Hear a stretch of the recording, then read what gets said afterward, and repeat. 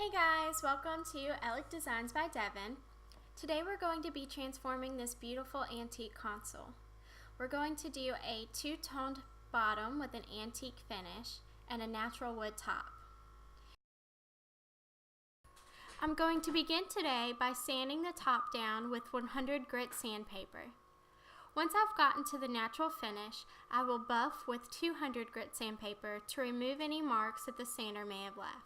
Once I'm done sanding, I will clean the piece off and begin painting. Here's a close-up of the beautiful wood finish. Now that I'm ready to start painting, I'm going to begin with two colors from the Maison Blanche paint company. The first is going to be the color Creme. Because chalk paint tends to be a little thick, I like to use a spray bottle set to mist and water the piece down before painting. This helps the chalk paint spread more evenly.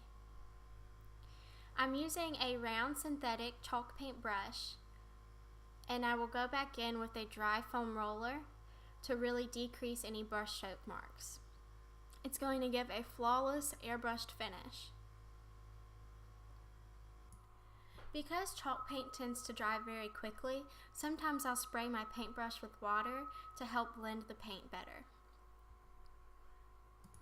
So the great thing about chalk paint is its dry time. If it's sunny outside, then the paint typically dries within 10 to 15 minutes. If it's a little humid, it may take closer to 30 minutes, but it still allows you to get multiple coats done in one day.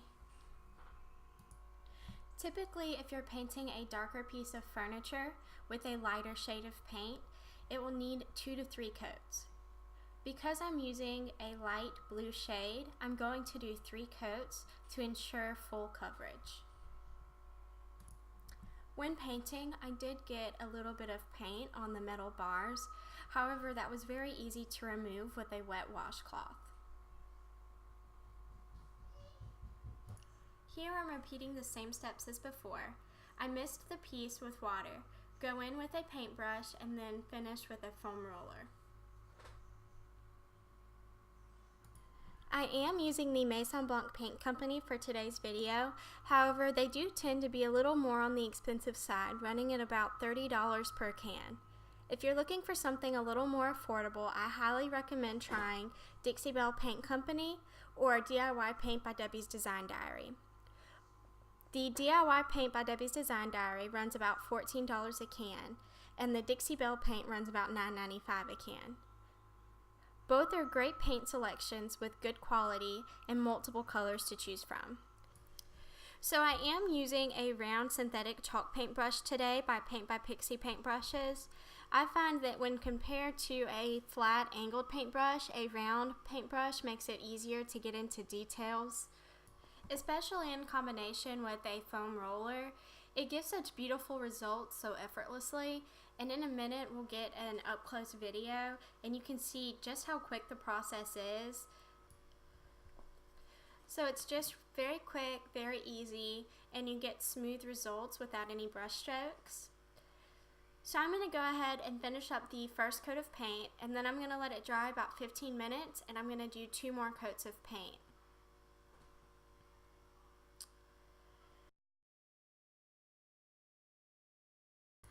Okay, so here's the finished look after 3 coats of paint. There's no bleed through, no brush strokes, just a flawless finish. And next we're going to do the stripes on the sides of the piece. We're going to do a slightly lighter shade of Maison Blanche paint. But first we're going to tape off the entire section and then pull every other piece of tape, and that's going to give us the striped look. Once I'm finished painting, I'm going to go in with a light sandpaper and sand over the painted stripes, and that's going to kind of camouflage any imperfections that may be there. You also want to be very careful and make sure that any of the tape that's left on the furniture is pressed down very tightly. That way there's not any bleed through from the paint. And then you also want to tape off all 4 corners of the piece. That way you don't get any white paint on the sides. Once I have my section taped off, I'm going to use my round synthetic chalk paint brush and going with Sugarcane by Maison Blanche Paint Company. It's just a lighter shade blue, which is going to give a very subtle two-toned look. I'm going to do 3 coats of chalk paint. If your paint begins to get too thick or too dry, you can go in and spray the piece with water. Once I've done my 3 coats, I'm going to remove the tape and let the paint dry for about 20 minutes. Once the paint is dried, I'm going to go in with a 220 sandpaper and lightly sand all of the stripes so that they aren't as polished. Then I'm going to repeat these same steps on the opposite side of the console. While the stripes on both sides of the console are drying, I'm going to go in with a wet washcloth and clean up any areas that may need it, such as the wire in the front. Once the paint is dried, it's time for antique wax. We're going to be using the shade Espresso by Maison Blanche Paint Company. You apply the wax in a circular motion with any cloth rag. If you've tried other antique waxes in the past and haven't had any luck, I highly recommend trying the Maison Blanche Paint Company. It has a butter consistency that melts into the paint. It's very easy to apply and it doesn't look dirty or streaky.